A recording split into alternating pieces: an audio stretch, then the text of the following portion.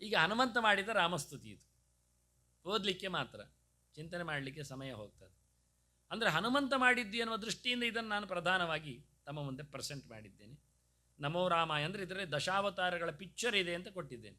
ನಮೋ ರಾಮಾಯ ಹರಯೇ ವಿಷ್ಣವೇ ಪ್ರಭವಿಷ್ಣವೇ ಆದಿದೇವಾಯ ದೇವಾಯ ಪುರಾಣಾಯ ಗದಾಭೃತೆ ವಿಷ್ಟರೇ ಪುಷ್ಪಕೆ ನಿತ್ಯಂ ನಿವಿಷ್ಟಾಯ ಮಹಾತ್ಮನೆ ಪ್ರಕೃಷ್ಟ ವಾನರಾನೀಕ ಜುಷ್ಟ ಪದಾಂಬುಜಾಯತೆ ನಿಷ್ಪಿಷ್ಟ ರಾಕ್ಷಸೇಂದ್ರಾಯ ಜಗದಿಷ್ಟ ವಿಧಾಯಿನೇ ನಮಃ ಸಹಸ್ರಶಿರಸೆ ಸಹಸ್ರಚರಣಾಯ ಚ ಸಹಸ್ರಾಕ್ಷಾಯ ಶುದ್ಧಾಯ ರಾಘವಾಯ ಚ ವಿಷ್ಣವೇ ಭಕ್ತಾರ್ತಿ ಹಾರಿಣೇ ತುಭ್ಯಂ ಸೀತಾಯ ಪತಯೇ ನಮಃ ಹರಯೇ ನಾರಸಿಂಹಾಯ ದೈತ್ಯರಾಜ ವಿದಾರಿಣಿ ನಮಸ್ತುಭ್ಯಂ ವರಾಹಾಯ ದಂಷ್ಟ್ರೋದ್ಧತ ವಸುಂಧರ ತ್ರಿವಿಕ್ರಮಾಯ ಭವತೆ. ಅಕ್ಷರ ಆಗಲಿಲ್ಲ, ಬಲಿಯಜ್ಞ ರಿಪೇರಿ ಮಾಡಲಿಕ್ಕೆ ಕೊಟ್ಟಿದ್ದೆ ಮರ್ತೋಯ್ತು. ವಿಭೇದಿನೇ ನಮೋ ವಾಮನ ರೂಪಾಯ ನಮೋ ಮಂದರಧಾರಿಣೆ ನಮಸ್ತೆ ಮತ್ಸ್ಯರೂಪಾಯ ತ್ರಯೀ ಪಾಲನಕಾರಿಣೆ ವೇದವನ್ನು ಉದ್ಧಾರ ಮಾಡಿದವನು ಅಂತ ಚಿಂತನೆ. ನಮ ಪರಶುರಾಮಾಯ ಕ್ಷತ್ರಿಯಾಂತಕರಾಯತೆ ನಮಸ್ತೆ ರಾಕ್ಷಸಜ್ಞಾಯ ನಮೋ ರಾಘವರೂಪಿಣೆ ಮಹಾದೇವ ಮಹಾಭೀಮ ಮಹಾಕೋದಂಡ ಭೇದಿನೇ ಕ್ಷತ್ರಿಯಾಂತಕರ ಕ್ರೂರ ಭಾರ್ಗವತ್ರಾಸ ಹರಿಣೆ ನಮೋಸ್ತು ಅಹಲ್ಯ ಸಂತಾಪ ಹರಿಣೆ ಚಾಪ ಹರಿಣೆ ನಾಗಾಯುತ ಬಲೋಪೇತ ತಾಟಕಾದೇಹ ಹರಿಣೆ. ಬಹಳ ಚಂದವಾದ ಒಂದು ಶಬ್ದ. ತಾಟಕೆ ಎಷ್ಟು ದೊಡ್ಡ ಜೋರಿದ್ದಾಳೆ ಅಂತ ಕೇಳುವುದಕ್ಕೆ ಅವಳು 10,000 ಆನೆ ಬಲವುಳ್ಳವಳು ಅಂತ ಹೇಳ್ತಾರೆ ಬ್ರಹ್ಮದೇವರ ವರಪ್ರಸಾದಗಳಿಂದಾಗಿ. ನಾಗಾಯುತ, ನಾಗ ಅಂದರೆ ಹಾವಲ್ಲ ಆನೆ, ಬಲೋಪೇತ ನಾಗಪುರ ಹಸ್ತಿನಾಪುರ ಇದ್ದಾಗಿ. ತಾಟಕಾದೇಹಾರಿಣೆ ಶಿಲಾ ಕಠಿಣ ವಿಸ್ತಾರ ವಾಲಿ ವಕ್ಷೋ ವಿಭೇದಿನೇ.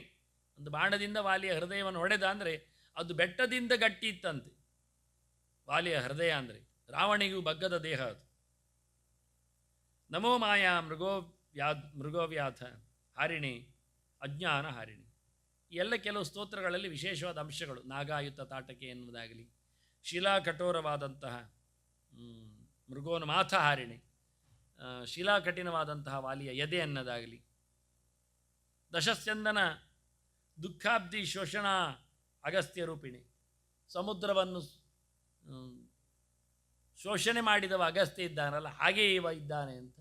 ಅನೇಕೋರ್ಮಿ ಸಮಾಧೂತ ಸಮುದ್ರ ಮದಹಾರಿಣೆ, ಸಮುದ್ರದ ಸೊಕ್ಕನ್ನು ಮುರಿದಿದ್ದಾನೆ. ಮೈಥಿಲಿ ಮಾನಸಾಂಬೋಜ ಭಾನವೇ, ಆ ತುಂಡನ್ನೆಲ್ಲ ಕದ್ದಿದ್ದಾರೆ. ಲೋಕ ಸಾಕ್ಷಿಣೆ ಅಂದರೆ ಹೇಗೆ ಒಂದು ಕಡೆಯಿಂದ ಹೇಗಿರಲಿಕ್ಕೆ ಬರ್ತದೆ ಶಬ್ದಗಳು ಅಂತ ಚೆನ್ನಾಗಿರ್ತದೆ ಅಂದಾಗ ಸ್ಕಂದ ಪುರಾಣದಲ್ಲಿ ಬಂದ ಸ್ತೋತ್ರ ಇದು. ಮತ್ತೆ ರಾಜೇಂದ್ರಾಯ ನಮಸ್ತುಭ್ಯಂ ಜಾನಕಿ ಪತಯೇ ಹರೇ ತಾರಕ ಬ್ರಹ್ಮಣೇ ತುಭ್ಯಂ ನಮೋ ರಾಜೀವಲೋಚನ ರಾಮಾಯ ರಾಮಚಂದ್ರಾಯ ವರೇಣ್ಯಾಯ ಸುಖಾತ್ಮನೆ ವಿಶ್ವಾಮಿತ್ರ ಪ್ರಿಯಾಯ ಇದನ್ನಮಃ ಕರವಿದಾರಿಣೆ ಪ್ರಸೀದ ದೇವದೇವೇಶ ಭಕ್ತಾನ ಭವ್ಯಪ್ರದ ರಕ್ಷಮಾಂ ಕರುಣಾಸಿಂಧೋ ರಾಮಚಂದ್ರ ನಮೋಸ್ತುತೆ. ಎಲ್ಲ ಸ್ತೋತ್ರಗಳನ್ನು ಕೊಡುವುದು ಯಾಕೆ ಅಂದರೆ ಇದು ಅಧಿಕೃತವಾದ ಸ್ತೋತ್ರ, ಹನುಮಂತ ಮಾಡಿದ್ದು ಅಂತ ಒಂದು, ಅದನ್ನು ರಿವೀಲ್ ಮಾಡಿದ್ದು ವೇದವ್ಯಾಸರ ಪುರಾಣದಲ್ಲಿದೆ ಅಂತ ಒಂದು, ಭಾಳ ಸುಂದರವಾಗಿ ಅರ್ಥ ಆಗಲಿಕ್ಕೆ ಬರ್ತದೆ ಅಂತ ಮಗದೊಂದು, ಇದನ್ನು ತಪ್ಪಿಸಿಕೊಳ್ಬೇಡಿ ಹೇಳಬೇಕು ಅಂತ ಹೇಳಲಿಕ್ಕೋಸ್ಕರ ಮತ್ತು ಒಂದು. ಹಾಗಾಗಿ ಇದನ್ನು ಕೊಡ್ತಾ ಇದ್ದೇನೆ, ಪ್ರೆಸೆಂಟ್ ಮಾಡ್ತಾ ಇರೋದು ಯಾಕೆಂದರೆ ಇದೆಲ್ಲ ಪ್ರತಿನಿತ್ಯ ಅಲ್ಲದಿದ್ದರೂ ಅಪರೂಪಕ್ಕೊಮ್ಮೆ ಆದರೂ ಹೇಳಲಿಕ್ಕೆ ಅನುಕೂಲ ಆಗುವ ಹಾಗೆ. ರಕ್ಷಮಾಂ ವೇದ ವಚಸಾಮಪಿ ಅಗೋಚರ ರಾಘವ ಪಾಹಿಮಾಂ ಕೃಪಯಾ ರಾಮ ಶರಣಂ ತ್ವಾಮುಪೈಮ್ಯಹಂ. ರಘುವೀರ ಮಹಾಮೋಹ ಮೋಹಂ ಅಪಾಕುರು ಮಮಾಥುನ ಸ್ಥಾನೇ ಚ ಆಚಮನೆ ಭುಕ್ತೋ ಜಾಗ್ರಸ್ವಪ್ನ ಸುಷುಪ್ತಿಷು ಸರ್ವಾವಸ್ಥಾ ಸರ್ವತ್ರ ಪಾಹಿಮಾಂ.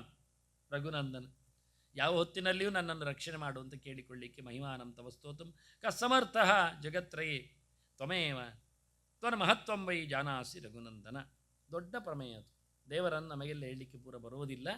ಯಥೋ ವಾಚೋ ನಿವರ್ತಂತೆ ಅಂತ ಸ್ವಯಂಹಿಮನಿ ಪ್ರತಿಷ್ಠಿತ ಅಂತ ಭಗವಂತನೇ ಭಗವಂತ ಮಾತ್ರ ತಾನಿಗೆ ತಾನೇ ಗೊತ್ತು ಅಂತ ಹೇಳುವ ಒಂದು ಅಪೂರ್ವವಾದ ವೇದಾಂತ ಪ್ರಮೇಯವು ಈ ಸ್ತೋತ್ರದಲ್ಲಿ ಅಡಗಿದೆ. ಇದರ ಇನ್ನು ಫಲಶ್ರುತಿ ಇದೆ, ನಾನು ಅದನ್ನು ಹಾಕಲಿಕ್ಕೆ ಹೋಗಲಿಲ್ಲ, ಅದೆಲ್ಲ ಹೇಳಬೇಕಾಗಿಲ್ಲ. ದೇವರು ತನ್ನನ್ನು ಮಾತಾಡಿಸಿಕೊಂಡವನಿಗೆ ಅವನಿಗೇನು ಬೇಕು ಅಂತ ನೋಡಿ ಖಂಡಿತ ಕೊಡ್ತಾನೆ. ನಾವು ಕೇಳದಿದ್ದದ್ದನ್ನು ಕೊಡ್ತಾನೆ, ಕೆಲವೊಮ್ಮೆ ನಾವು ತಪ್ಪು ಕೇಳಿದರೂ ಕೊಡುವುದಿಲ್ಲ ಮಾಡ್ತಾನೆ. ಆದ್ದರಿಂದ ಏನು ಸಮಸ್ಯೆ ಇಲ್ಲ. ಹಾಗಾಗಿ ನಾನು ಅದನ್ನೊಂದು 4-5 ಗೆರೆ ಇರ್ತದೆ ಕಟ್ಟತ್ತಿದ್ದೆ.